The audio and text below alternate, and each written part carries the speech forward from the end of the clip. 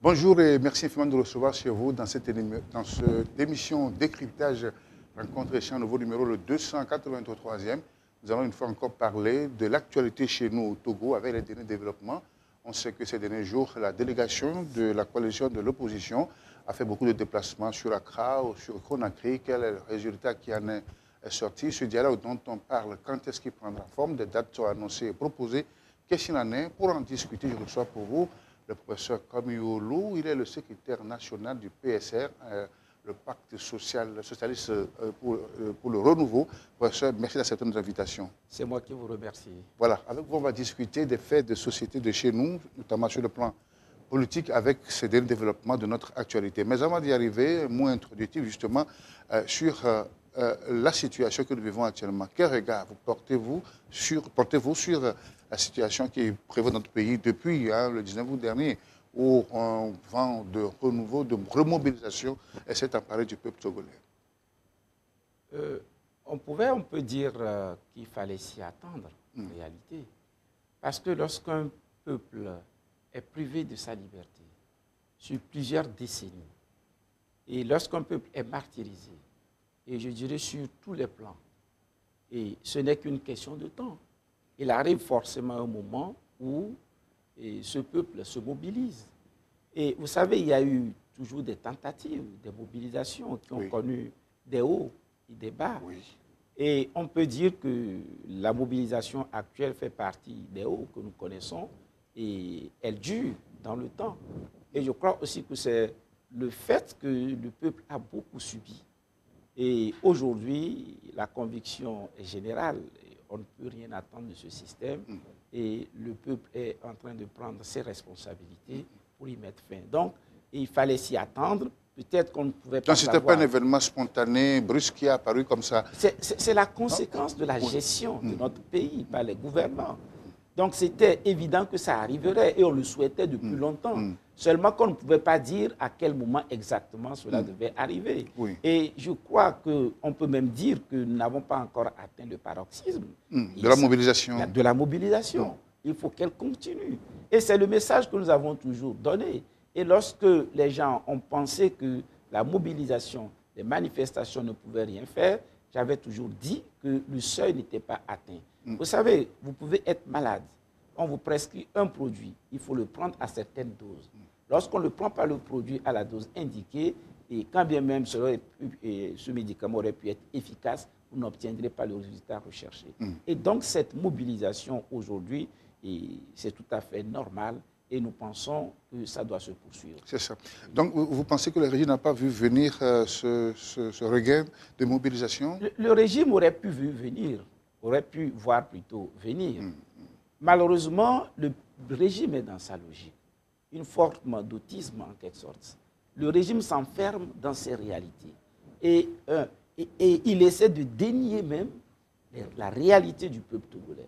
Parce que si c'était un régime qui veut bien voir, et vous voyez la misère du peuple, vous voyez le mécontentement généralisé, mais vous devez vous attendre à un moment donné que ce peuple se réveille. Et si... Parce que pour eux, dans tous les cas, même si les gens se mobilisent, c'est pour un certain temps. Oui. Et ils sont habitués à distribuer des billets de banque pour pouvoir maîtriser peut-être une partie de la population et une autre partie peut-être en l'intimidant, en quelque sorte. Donc, ils ont compté sur toujours ces éléments pour pouvoir étouffer ce mouvement. Et je crois qu'ils n'y ont pas renoncé. Ils continuent toujours d'aller dans ce sens. Mais ils refusent de voir la réalité. Et jusqu'à présent, je crois qu'ils ne veulent pas reconnaître la réalité pour discuter sérieusement. Donc ils ne sentent pas encore le poids de cette pression sur le pouvoir? Ce n'est pas qu'ils ne sentent pas de pression, mais pour eux, j'ai l'impression qu'ils ne peuvent pas vivre en dehors du pouvoir. Et pour cette raison, ils font tout pour que le système soit maintenu. Et ils refusent d'entrer ou bien de pouvoir régler le problème. Ils veulent gagner du temps. Et c'est pour cette raison, malheureusement, que le phénomène va les emporter. Oui. Donc ça veut dire que ce qui s'est passé depuis 1990 a un coup d'inachevé, qu'on n'est pas arrivé au terme du processus? Oui, parce que depuis 1990, le Togo n'est pas entré dans un état de droit. Et vous le voyez, l'état de droit, il faudrait qu'un certain nombre de conditions soient remplies pour qu'on puisse parler d'un état de droit. Il faut une législation qui respecte certaines valeurs, première condition. Et sur plusieurs points, on peut dire que nos législations respectent ces valeurs. Mais il faudrait également que tout le monde soit soumis à la loi. Oui. Mais aujourd'hui, vous vous rendez compte dans notre pays que tout le monde n'est pas soumis à la loi. Et lorsqu'on dirige un pays, il faut pouvoir rendre compte. Il y en a qui sont au-dessus de la loi. Et quand vous prenez en compte ces éléments, et je disais tout à l'heure que les lois doivent respecter certaines valeurs, et par exemple, les discriminations qui doivent être prohibées. Nos textes prohibent ces discriminations. Mais dans les faits, on assiste à ces discriminations. Donc, quand vous vivez de tels éléments, ou bien de telles situations, les frustrations s'entassent. Et arrivé à un moment donné, et ça ne peut qu'exploser. Et je crois que le régime apparemment semble ne l'avoir pas compris ou sans pouvoir gagner le temps, mais je crois que c'est un point de non-retour. C'est ça. Oui. Donc, vous comptez toujours sur cette mobilisation permanente du peuple sans penser que, bon, il peut y avoir quelques essoufflements à la suite. Écoutez, le peuple aujourd'hui, je crois, par rapport à mon analyse, comprend qu'on ne peut rien attendre de ce régime. Si le peuple s'essouffle et laisse tomber la lutte, et il ne fait que laisser la lutte à nos enfants ou à la génération future. Oui. Parce que si nous nous essoufflons, si le peuple se fatigue et laisse ce régime, je vous le dis, dans 10 ans, dans 15 ans, dans 20 ans, si le président fort a encore ses aptitudes physiques, il sera encore candidat. Il n'abandonnera jamais le pouvoir. Et dans ces conditions, je crois que le peuple doit comprendre que c'est un devoir. Et ce n'est pas mon devoir, ce n'est pas votre devoir, c'est le devoir de tout le monde, toutes tendances politiques confondues. C'est le devoir de tous les citoyens, y compris même au sein donc, du régime au pouvoir. Et ces militants doivent comprendre que la lutte actuelle n'est pas celle d'une tendance politique contre une autre. C'est une lutte en réalité pour les valeurs sur lesquelles notre peuple, les valeurs sur lesquelles la nation, les valeurs sur lesquelles le pays doit se fonder pour pouvoir avancer. Et si nous pensons véritablement qu'on peut développer durablement notre pays en continuant de faire ce qui se fait actuellement, et c'est avec certitude que nous serons ridicules par rapport à la communauté internationale et même par rapport aux pays qui nous entourent dans la sous-région. Et donc, dans ces conditions, nous, c'est notre devoir de continuer à parler au peuple et pour que le peuple ne se décourage pas. Ce n'est pas que ce peuple ne fournit pas les efforts nécessaires.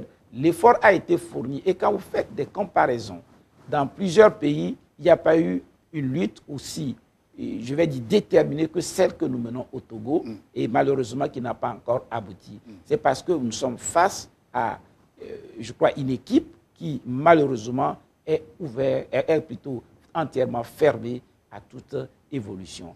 Et un pouvoir, en quelque sorte, qui maîtrise pratiquement tous les leviers de l'État. Un pouvoir qui est fondé sur la force et sur le monopole également, ou la maîtrise de toutes les richesses du pays, et pour pouvoir asseoir son autorité. C'est la situation que nous vivons aujourd'hui, mais on n'a pas de choix. Et j'en profite pour dire au peuple que si nous ne faisons pas aboutir cette lutte, bien évidemment, nos enfants seront obligés de la mener.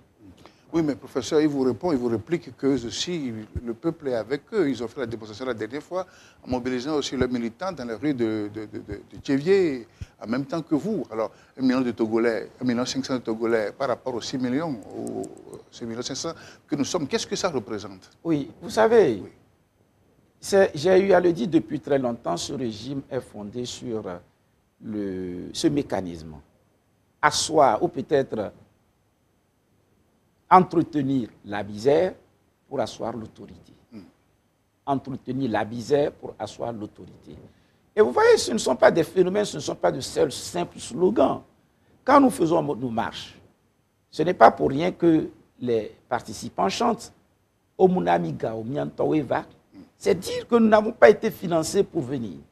Quand vous vérifiez l'attitude du régime, ce qui est de notoriété publique, toutes les fois qu'il y a manifestation, c'est qu'il faut débloquer des centaines de millions pour que les participants puissent être payés afin qu'ils se déplacent, sachant qu'ils le font en réalité pour ce qu'on leur donne. Et c'est qu'il faut aller mobiliser partout. L'opposition aussi fait déplacer des manifestants d'une ville à une autre. Je crois que si vous vérifiez très bien, ça ne peut être que peut-être des phénomènes exceptionnels. Vous regardez par vous-même les manifestations qui se font à Lomé ici, nous ne le faisons pas. Ce sont des phénomènes vraiment exceptionnels. Et tous les samedis, vous pourriez peut-être le vérifier. Et lorsque peut-être il y a 5 mois, une fois, les gens venaient d'Aneko, vous avez vu comment la police les avait bloqués en route, a essayé d'empêcher ces convois d'arriver. Ça fait, je crois, 2 bus ou 3 bus. Ils avaient essayé de les empêcher. Et si c'était un phénomène régulier au niveau de l'opposition togolaise, vous verrez que tous les jours, la police les aurait bloqués. Vous voyez les barricades qu'ils font au niveau de 3 quarts après les marches, mais en venant le matin, vous voyez ce qui se passe du côté de l'état-major. Ce sont des gens qui ne viennent que d'Agoué. À supposer qu'ils viennent de très loin, vous aurez vu comment la police les aurait bloqués en route. Donc, c'est 2 phénomènes totalement différents. Et dans certaines régions, et selon certaines informations d'ailleurs, des véhicules avec immatriculation de certains pays étrangers ont transporté des personnes qui sont venues manifester. Et ces événements, bien ces informations aussi nous sont parvenues. Mais dans tous les cas, aujourd'hui... Donc vous avez vérifié ces informations qu'effectivement, il y a des étrangers qui viennent manifester aux côtés du pouvoir? Ça ne m'étonnerait pas, mais j'ai considéré cela comme un non-événement, puisque pour moi, ce régime, quoi qu'il fasse, la réalité est là. Quoi qu'il fasse, la réalité est là, et ça ne nous démobilisera pas, ça nous fera continuer, mais nous savons quand même qu'il y a encore une partie des Togolais qui, bon gré, mal gré, les soutiennent. Mais dans ces conditions, nous leur parlons. Parce que la situation actuelle que nous vivons tous ensemble, il n'y a pas de différence entre les militants de l'opposition, il n'y a pas de différence avec les militants du régime. Ils vivent la misère, ils vivent les difficultés que nous vivons tous ensemble. Et c'est justement pour cette raison, parfois, qu'ils vont donner quelques sous pour que les gens puissent sortir. Même leurs anciens militants aujourd'hui sont convaincus de la nécessité d'un changement. C'est cela. Alors, la mobilisation, on se rappelle qu'on avait manifesté pendant 3 ans dans ce pays pour réclamer la victoire de l'élection. C'était au temps fort du FRAC, où presque tous les samedis, pendant plusieurs années, il y a eu cette marche, mais qui n'a pas apporté quelque chose. Alors, oui, mais finalement, à condition ou à supposer que ça n'aboutissait pas. Alors, quel est votre plan B? Oui, vous voyez, c'est une situation totalement difficile. Et quand on parle de plan B, ce qui conduirait peut-être à abandonner un plan A et à aller sur un autre terrain, notre option, c'est une lutte pacifique. Une lutte, et ce n'est pas une lutte militaire ou armée que nous sommes en train de faire. Si vous faites une lutte dans un système comme le nôtre, qui n'est pas une lutte armée, votre arme, et peut-être même l'unique arme dont vous disposez, c'est le peuple. C'est ça. C'est la mobilisation. OK. Nous l'avons fait par le passé, ça n'a pas marché. Et si vous remarquez, j'avais l'habitude de dire, et pour moi c'était une conviction, que si vous êtes face à des gouvernants ouverts, des gouvernants ayant un bon sens et qui décident à mettre ce bon sens en jeu, ils regardent la mobilisation, ils se rendent compte qu'ils se disent, écoutez, je ne peux pas continuer dans ces circonstances. Je me rappelle, si ce n'était pas en Pologne ou en quel pays, où le Premier ministre, ou c'était le président qui dit, je peux affronter tout opposant politique ou tout adversaire politique. Je ne peux pas affronter le peuple. C'est à la suite d'une manifestation. Il a vu la foule, il dit, je peux affronter mes adversaires politiques, je ne peux pas affronter le peuple. Pour des dirigeants responsables, je crois que ça aurait été la logique. Mais quand vous êtes face à des gens qui ne sont pas responsables, vous ne pourriez donc compter que sur cette manifestation. Et pendant longtemps, quand nous faisions nos manifestations, regardez, c'est Bé, Yekonakwe, et au mieux, on s'arrête à le Togo. C'était ça. Et quand les manifestations dégénéraient plutôt, si vous sortez de là, vous montez vers ici, les activités continuent en toute tranquillité. On ne va pas ébranler un régime dictatorial en se comportant de cette façon. Et aujourd'hui, vous voyez que ce n'est plus un seul pôle. Le nord du Togo et de Lomé aussi, en quelque sorte, est suffisamment impliqué dans ce phénomène. C'est déjà une bonne chose. Mais il existe encore d'autres quartiers de Lomé qui doivent se mobiliser davantage. Et qu'on obtienne la même chose dans d'autres villes du pays. Oui. Et vous savez, si on en arrive à une mobilisation telle qu'on n'a même plus besoin de se regrouper, toutes les rues, dans toutes les rues, les Togolais sont dans la rue, occupent donc ces rues. C'est le régime finalement qui se rendra compte de la nécessité de partir. Et c'est pour cela que je dis que la mobilisation, elle est forte, mais à mon sens, face à un régime comme le nôtre, elle est encore insuffisante. La mobilisation n'était pas une fin en soi. C'est pour que nous puissions faire des discussions sérieuses avec ce régime. Mais les indices sont là, qui démontrent que ce régime ne veut pas de discuter. Vous voyez ce régime qui, aujourd'hui, semble admettre la discussion. Demain, admet c'est des médiateurs que lui-même, plus ou moins, avait sollicités. Eux, aujourd'hui, il dit qu'il n'a plus besoin de ces médiateurs. Un pas en avant, un pas en arrière. On en reparlera tout à l'heure. Oui. Le temps de parler un peu de la coalition, de cette coalition de 14 partis d'opposition qui sont désormais au-devant de la lutte. On a connu de ces regroupements par le passé. Est-ce que cette fois-ci, professeur, c'est la bonne fois que cette coalition soit soudée pour mener à bien la lutte? Vous savez, cette coalition, je peux dire qu'elle est soudée, mais je ne peux pas garantir de façon absolue que c'est une coalition qui est inébranlable. Mais simplement, vous devez savoir que pour que cette coalition soit davantage soudée, c'est la pression populaire. Et je crois que cette pression populaire, aujourd'hui, existe. De sorte que si l'un d'entre nous, à un moment donné, commence peut-être à adopter une procédure, disons une démarche qui serait contestable, je crois que la pression populaire fera de sorte que, ensemble, encore, nous puissions rester ensemble. Et je crois aujourd'hui que tout le monde a compris, au sein donc de ce groupe, les 14, de la nécessité de taire nos divergences. Quand vous êtes au sein d'un parti politique, un seul parti politique, il y a déjà des courants. Bien sûr. Comment être 14 partis politiques dans un regroupement pour que tout ce qui n'y ait pas de divergence, il y aura toujours naturellement des divergences. Il nous reviendra en quelque sorte de minimiser nos divergences et donc d'amplifier les points de convergence, et de mieux discuter entre nous et avec le soutien du peuple et le soutien de Dieu. Parce que c'est un point fondamental, quoi qu'on dise, etc. Et on dira l'homme politique qui parle de Dieu, c'est d'abord une conviction pour moi. Et d'ailleurs, le peuple togolais, même dans la constitution togolaise, se réfère à Dieu. Oui, c'est un peuple croyant. Oui. C'est un peuple croyant. Et j'en profite même pour dire à tous les Togolais, et même ceux qui ne se joignent pas au mouvement, vous devez prier pour le Togo. C'est cela. Oui. Alors, vous parlez de la pression populaire que peut subir la coalition, n'est-ce pas? Est-ce que ce n'est pas aussi une façon de se faire, d'être submergé par cette pression? Parce qu'on se rappelle qu'au débat, il était question de retour à la Constitution de 92, vote de diaspora, la réforme, et puis subitement, un soir, on dit qu'on veut aussi le départ de Faure, parce que la rue l'aurait demandé.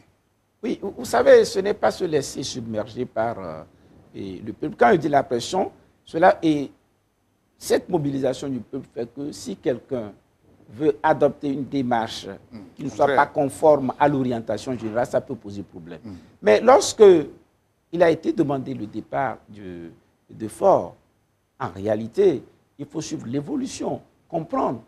Ce n'était pas initialement la position de l'opposition. Oui. Okay. Maintenant, ce qu'on a compris, après avoir voulu dialoguer, après avoir voulu discuter, on a compris que c'est un pouvoir qui ne veut pas dialoguer. On a compris que c'est un pouvoir qui veut gagner du temps. Et quand vous voulez discuter avec les gens, il faut qu'ils soient de bonne foi, que vous puissiez échanger, qu'ensemble vous puissiez rechercher les solutions pour avancer. Mais à un moment donné, on a compris que ce sont des gens qui ne s'inscrivent pas dans cette démarche. Et s'ils ne s'inscrivent pas dans cette démarche, la seule solution pour que le Togo puisse avancer, c'est qu'ils partent, qu'ils s'en aillent. Et nous avons eu à dire que si ce régime veut véritablement que les choses avancent et qu'ils ne subissent pas le changement, il faudrait qu'ils s'ouvrent au changement, de sorte qu'ensemble, nous puissions construire l'avenir. Mais lorsque le régime refuse tout changement et rejette donc toute cette ouverture, la seule solution, c'est qu'elle subisse le changement. Et au mieux, c'est qu'il partira dans de bonnes conditions. Et s'ils ne font pas attention, ils risquent de partir dans la douleur. Ce que nous ne souhaitons pas. Et c'est pour cela que nous avons toujours dit nécessité d'une bonne foi pour discuter et que nous puissions changer ce pays. Mais à cette ouverture, à cette démarche tout à fait légitime, citoyenne, la réponse, c'est la violence en face. La violence, on utilise l'armée, on utilise la police, et de façon, je vais dire, qui fait preuve d'une violence exagérée, disproportionnée, des actes de malveillance. Il ne faut pas le cacher. Si ce n'est pas toute l'armée, et c'est évident que ce n'est pas toute l'armée, oui. C'est évident également que ce n'est pas toute la police. Mais vous savez, un verre d'eau simplement souillé et suffit à souiller tout un seau d'eau. C'est la situation que nous vivons actuellement. Alors, parlant encore des fautes de l'opposition, pendant longtemps, c'était incarné par l'opposition très traditionnelle que nous connaissons, avec des regroupements, notamment le CAP 2015. Et puis après, il y a eu l'avènement du PNP. Est-ce que ça a chamboulé la carte politique, le paysage de notre pays? Vous savez, à mon sens, s'il faut bien dire les choses jusqu'à présent, moi je n'inscris pas la lutte de l'opposition dans une simple lutte de conquête du pouvoir. Si nous étions dans la logique pure de la conquête du pouvoir, on aurait pu s'en inquiéter. Ce n'est pas de cela qu'il s'agit. Il s'agit de lutter pour que notre pays devienne un État de droit. Ouais. C'est-à-dire qu'il faut créer les conditions pour que nous puissions, peut-être dans l'avenir, aller à des compétitions de façon équitable, que les ressources de l'État soient gérées de façon, je dirais, transparente. C'est de cela qu'il s'agit. Et dans ces conditions, s'il y a des forces nouvelles qui viennent donc et donner, je vais dire, un coup d'accélérateur, qui viennent appuyer ce qui a été fait jusque-là, nous pourrions en être heureux. Et nous en sommes heureux.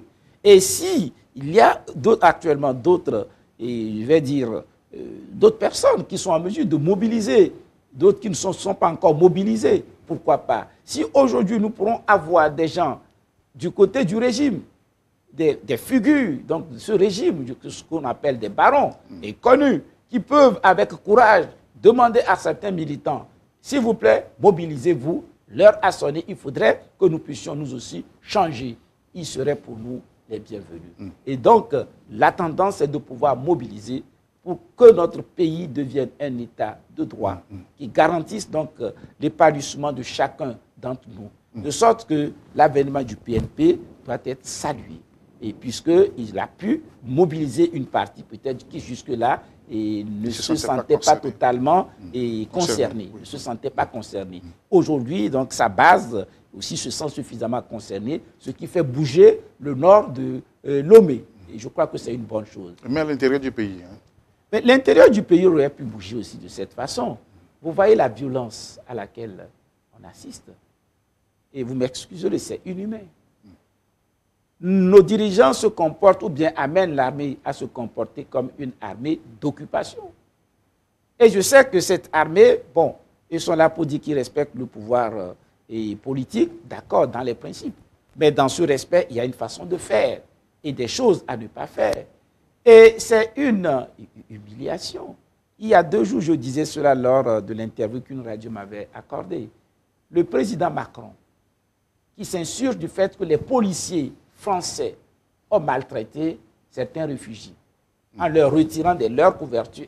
Et il dit qu'il y aura une enquête. Si les faits sont avérés, ces personnes doivent être sanctionnées. Comparer cette situation par rapport à ce que nous vivons au Togo. Et comparer le silence du président de la République, qui n'ose jamais dire ça, cela a été mal fait. Si vous êtes président de la République et que les forces de sécurité ont connu des dérapages, et vous n'êtes pas en mesure de condamner cette violence, bien évidemment, vous en êtes moralement responsable. Et indirectement même, vous en êtes commanditaire. Et on peut dire qu'il est le bénéficiaire de cette violence parfois disproportionnée. Et dans ces conditions, vous n'avez aucune légitimité à supposer qu'il en ait eu par le passé. À mon sens, il n'en a jamais eu. Mais à supposer qu'il en ait eu par le passé, c'est dire qu'aujourd'hui, face à ces situations, c'est qu'il n'a aucune légitimité. Vous savez, le pouvoir ne peut pas être une fin en soi. Je ne vois pas pourquoi lui, il peut être président et vous, vous ne pourriez pas l'être et que moi, je ne pourrais pas l'être. S'il a ce pouvoir, c'est dans l'intérêt du peuple. Dès lors que vous détournez ce pouvoir au détriment du peuple, instantanément, à l'instant même, vous perdez toute légitimité et vous n'avez plus votre raison d'être. Voilà. C'est cela. Je voudrais qu'on revienne, vous l'avez dit tout à l'heure, que le PNP constitue une force nouvelle qui vient galvaniser la mobilisation, ce qui est une bonne chose pour vous. Mais après, il y a les échéances, professeur. Quand on considère, par exemple, l'an prochain, il y a des échéances. Et là encore, on va redistribuer les cartes, c'est ça? Échéance après les changements ou avant? Bon, toutes les éventualités sont possibles. Oui, mais regardez, si nous décidons, dans le contexte actuel, vu la situation, d'aller aux élections, je crois que ça risque de poser de réelles difficultés. Et je crois que c'est ce que veut le régime, encore. C'est ce que veut le régime. Dans sa logique. Dans sa logique, ça va créer de réelles difficultés. Et je suis persuadé, quand bien même je n'ai pas la force, je sais qu'on aboutira à un changement qui nous permette donc d'établir donc de nouveaux fondements, qui permettent donc cet état de droit. Et qu'on détermine ensemble, si vous voulez, une phase de transition permettant de déverrouiller sur les points clés de l'État, le système, et de poser de nouvelles bases qui assurent l'égalité de tous et pour pouvoir compétir dans de nouvelles conditions. Et je crois que c'est dans cette logique que nous nous inscrivons. Et vous savez, toute action sans conviction est vouée à l'échec. Donc il faudrait, pour cette raison, agir avec conviction et c'est le sens de notre démarche. Rencontre échange nouveau numéro, le 283e, nous parlons de l'analyse de la suite des faits de société chez nous avec les derniers développements de l'actualité ces derniers temps. Le professeur Komio Lourd, secrétaire national du PSR, est mon invité pour faire ce décryptage. Alors on fait la transition justement vers cette négociation en vue. Professeur, est-ce que vous croyez sincèrement encore à un dialogue politique chez nous au Togo? Oui, dès lors qu'on a opté pour une lutte pacifique, on ne peut que l'espérer. Mais en réalité, je ne vais pas vous cacher que je ne suis pas optimiste. Je vous le dirai clairement que je ne suis pas optimiste. D'avance quoi? Oui. Oui, mais puisqu'on n'a pas encore discuté, optimiste pour en quel sens? Non, quant à l'issue ou bien à la réussite? Quant à l'issue, je ne suis pas optimiste. Pourquoi je le dis et je ne le cache pas? Mais ce n'est pas pour cela que je ne vais pas essayer. Nous essayons. Et de notre côté, de le faire avec détermination et bonne foi. Cela. Mais encore faut-il que vous ayez devant vous des gens de bonne foi. C'est pour cela que nous interpellons à chaque instant le régime, ceux qui sont en face, pour leur dire qu'il n'est jamais tard pour bien faire, pour mieux faire, de revenir à la raison. Mais les connaissants, je ne peux pas être certain qu'ils viendront discuter de bonne foi. Et je vous ai dit il y a quelques instants qu'il y a des indices. Oui. Et ces indices, l'observateur doit se rendre compte que ce ne sont pas des gens qui veulent véritablement discuter. J'ai l'impression qu'ils ne veulent même pas de ce dialogue. S'ils ne veulent pas de ce dialogue, comment pourrais-je être vraiment optimiste par rapport à l'issue de ce dialogue? Par contre, je suis sûr d'une chose. Même s'ils refusent ce dialogue, ce régime prendra fin. C'est une certitude absolue. Parce qu'aucun peuple ne peut se laisser, si vous voulez, dominer éternellement. Aucun peuple ne peut tolérer ce qui se passe dans notre pays. Et même au sein du régime. Et je crois eux-mêmes, ils en ont marre. Plusieurs, peut-être qu'ils n'ont pas le courage de le dire. C'est un système contre-productif. C'est un système qui dévore même, je vais dire, ses enfants. Dans ces conditions, et pour moi, c'est une certitude absolue. Et une fois encore, je reviens à Dieu. Dieu n'abandonnera pas le peuple togolais. C'est cela, oui. J'en suis persuadé. OK. Et le préalable de ce dialogue, vous en avez posé, n'est-ce pas? Il faut parler des mesures d'apaisement que le gouvernement doit prendre. Il dit les avoir pris, justement, ces mesures d'apaisement. Est-ce que les conditions sont réunies maintenant pour aller à ce dialogue, si Non, jamais. en réalité, ce sont des indices, effectivement, qui indiquent cette mauvaise foi. Le régime dit qu'il a pris des mesures. Quelles sont ces mesures que ce régime a eu à prendre? On a libéré les opposants. Au même moment que vous libérez, vous continuez par arrêter. Et ceux qui ont été détenus dans l'affaire des incendies, par vous-même, analysez simplement la situation. Qu'est-ce que cela leur coûte de laisser ces personnes qui peut-être à ce que s'ils pensent vraiment qu'il doit y avoir un procès, que le procès ait lieu plus tard. Qu'est-ce qui les empêche d'aller au procès s'ils ne veulent pas les libérer? Ça fait plus combien d'années déjà? Ouais. Depuis 2013, je crois. 2013. Qu'est-ce qui les empêche de les juger s'ils ont des éléments de preuve contre eux? N'oubliez pas, dans un état de droit, le principe c'est la présomption d'innocence. Si vous avez des preuves contre ces personnes depuis 5 ans, pourquoi vous ne les avez pas jugées?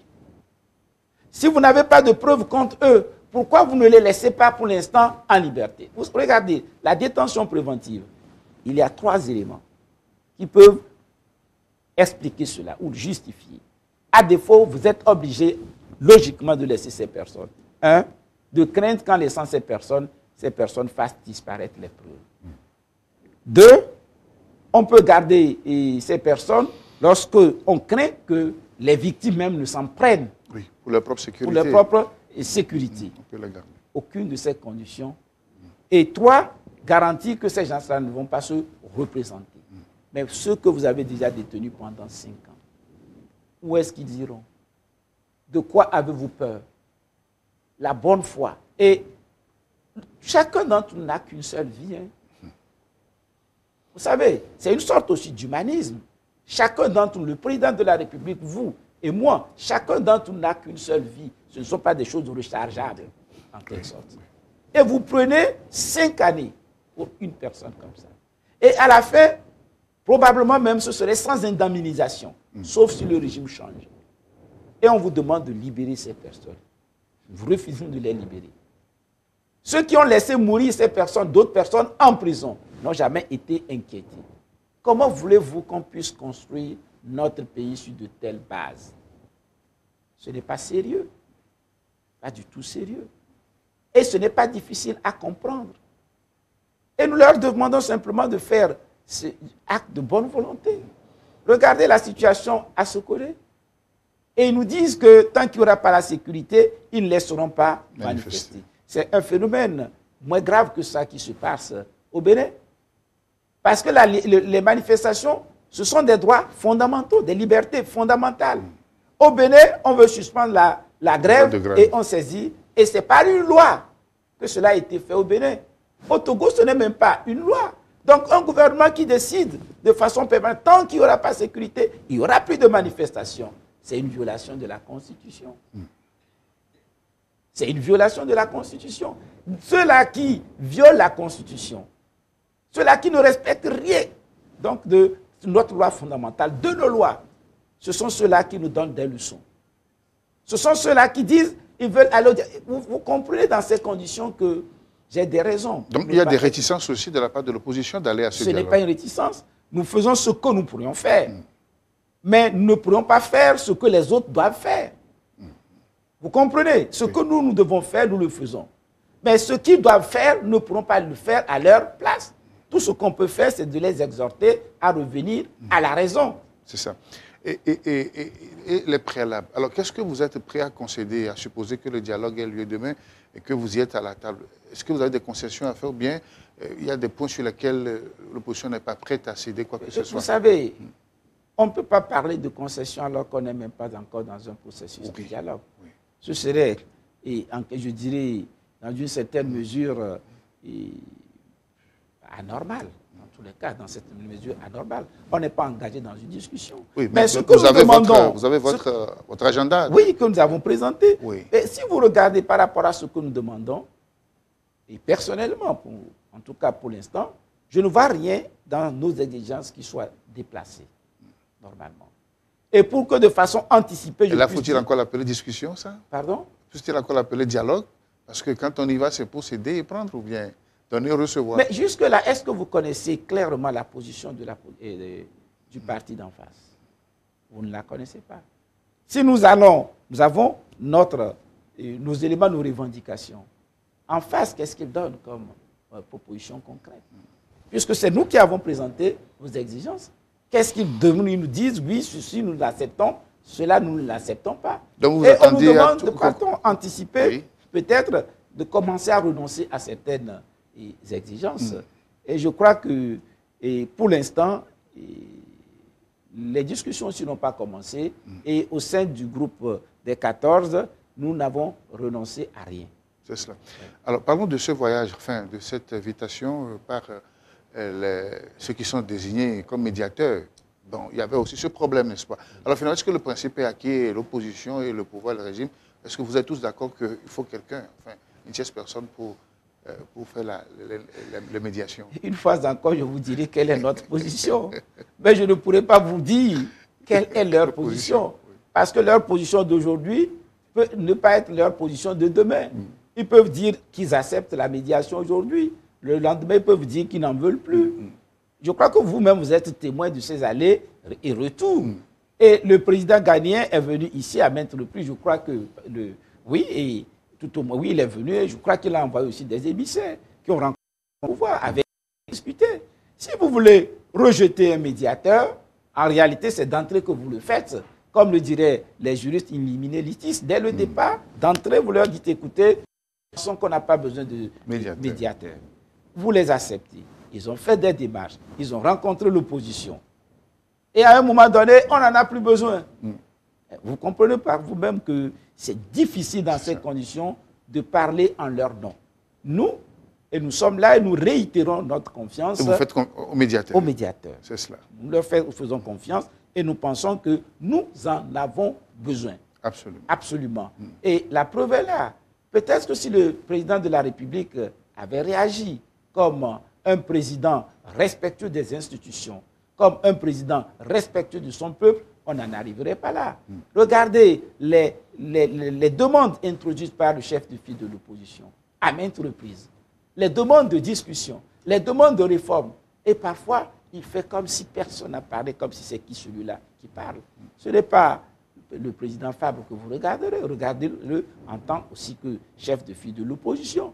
Et dans ces conditions, il ne peut pas introduire des demandes et que vous puissiez, sur plusieurs mois, 6 mois, parfois même au-delà, on le relance, il ne réagit pas. Et dans ces conditions, vous voulez véritablement qu'on puisse aller s'asseoir avec ses représentants, et en quelque sorte, qui n'ont d'ailleurs aucun pouvoir. C'est là aussi un autre problème. Il enverra des négociateurs, des représentants qui n'ont aucun pouvoir. Parce qu'à chaque instant, il faudrait qu'ils se réfèrent à lui. Moi, je le dis, je le réitère. Vous souhaiteriez qu'il soit le même présent au dialogue, à la discussion, pour un truc direct? Je crois même que c'est ce qui est nécessaire. Pour qui connaît les problèmes, il sait que le Premier ministre, le président de l'Assemblée nationale, les ministres du gouvernement n'ont aucun pouvoir face au président de la République. C'est inhérent à ce système.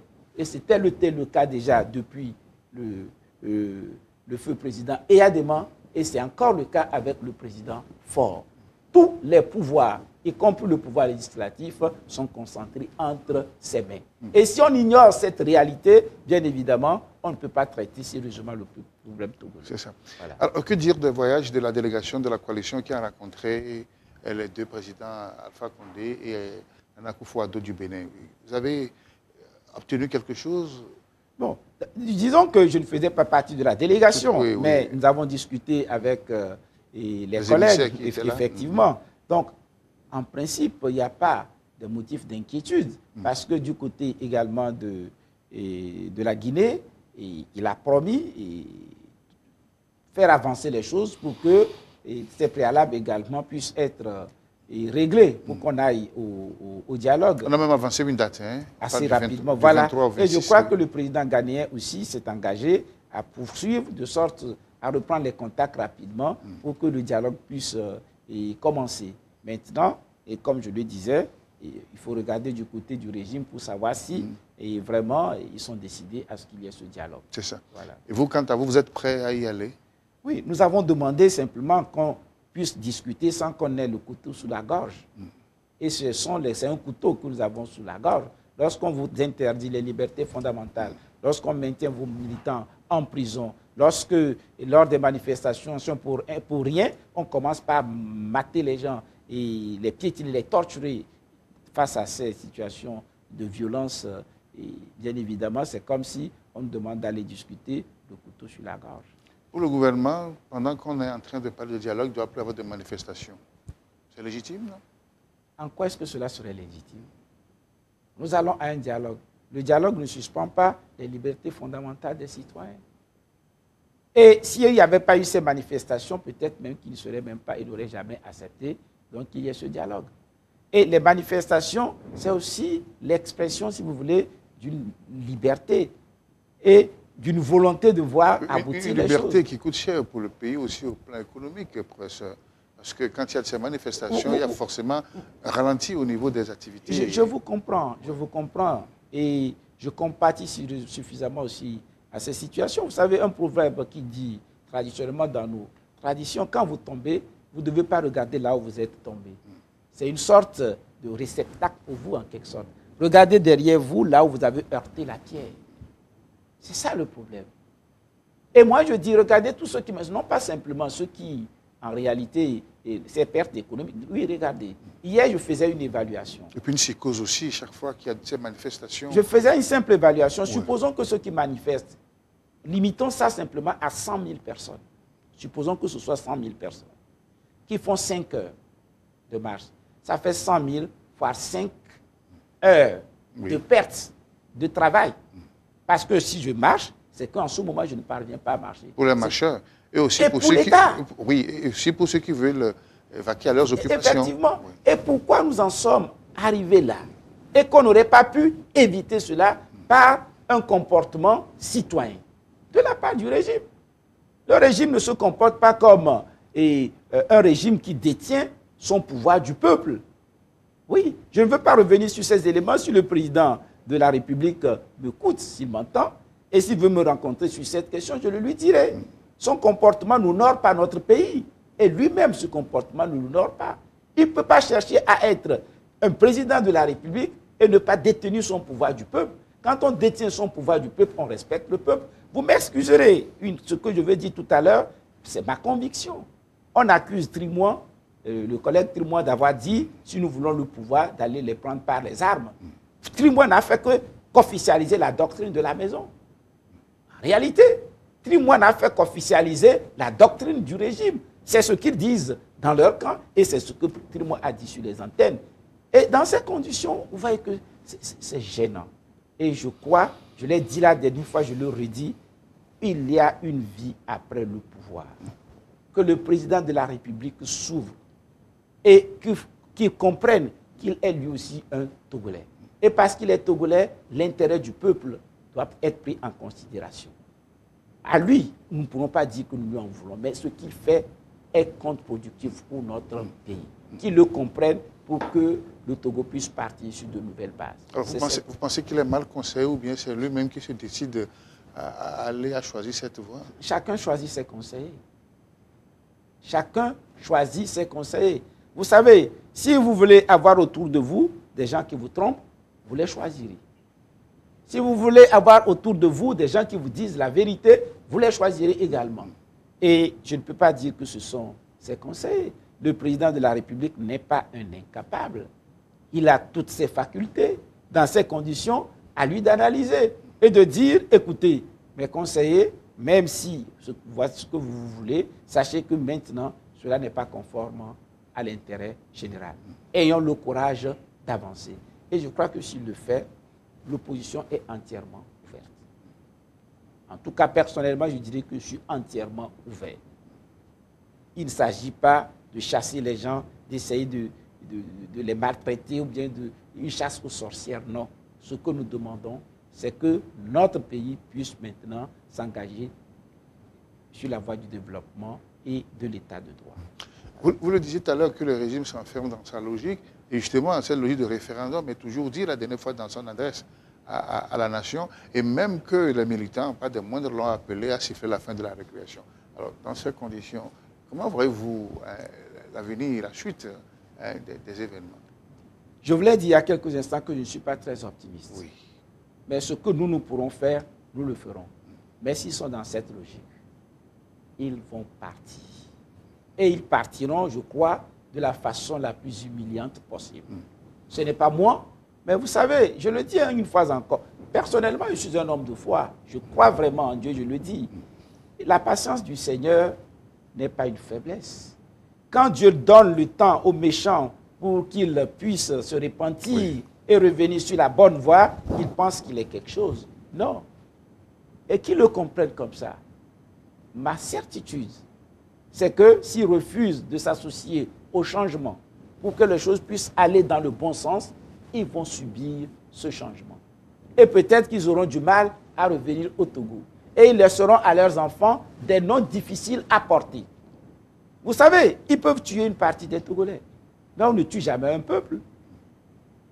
Tous ceux qui sont auteurs de ces actions aujourd'hui, qu'ils sachent que le peuple survivra. Et quand le peuple va survivre, quel nom ou bien quelle serait véritablement la résonance de leur nom au sein de ce peuple? C'est des questions de génération. L'histoire est là. Et les historiens viendront donc dépouiller, donc, disons, et faire l'étude de ces phénomènes. Donc, ils ont intérêt à ce que les choses puissent changer dans de bonnes conditions. Qu'ils continuent, eux aussi, à vivre dans ce pays comme un citoyen disposant de tous ses droits. C'est ce que nous voulons. Mais s'ils refusent de le faire comme ils ont tendance de le démontrer, je ne peux pas leur dire l'heure, ni le jour, mais ils partiront. Et ils partiront de façon humiliante, sauf, bien évidemment, s'ils décident de faire les choses comme il se doit. Voilà. Si on vous demandait votre schéma, votre proposition, votre sortie de crise, si vous étiez dans le conseil, soit de Faure, qu'est-ce que vous proposez? Et si vous voulez, honnêtement, je vais dire que le président Faure ne pourra pas me mettre autour de lui comme conseil. Pourquoi pas? Vous êtes un citoyen? Non, je suis vous appelez travailler avec lui? Vous savez, moi je lui dirais les choses, je le lui aurais dit dès le départ, de façon sincère. Vous voyez? Et en réalité, je reviens encore un peu, pour quelqu'un qui est arrivé au pouvoir, dans les conditions que tous nous connaissons, il a fait 2 mandats. S'il a fait 2 mandats, il est dans son 3e mandat. Est-ce qu'il ne pense pas véritablement qu'il a beaucoup fait et qu'il a obtenu la grâce du Seigneur, la faveur du Seigneur? Pourquoi voudrait-il en abuser? Pourquoi veut-il monter l'armée togolaise contre le peuple togolais? Pourquoi veut-il s'approprier des moyens de l'État contre ou bien au détriment du peuple togolais? Je lui aurais dit, honnêtement, il vaut mieux partir dans de bonnes conditions. Cela te permet de sauvegarder ce que tu aurais. Cela te permettait d'épargner des vies humaines. Et là, c'est dans les urnes le départ du président? Ce n'est pas dans les urnes. Vous connaissez vous-même comment les élections se font au Togo. Et je le dis, je le réitère, le président lui-même sait. Il sait qu'il est toujours mal élu. Quand je le dis, on dit que ce sont des positions partisanes. Bon, celui qui ne peut pas voir et celui qui joue à l'aveugle, on ne peut pas l'obliger à voir. Mais il y a toujours des indices, des éléments qui indiquent, lors des dernières élections, vous-même, vous avez vu que le processus n'est pas allé à son terme.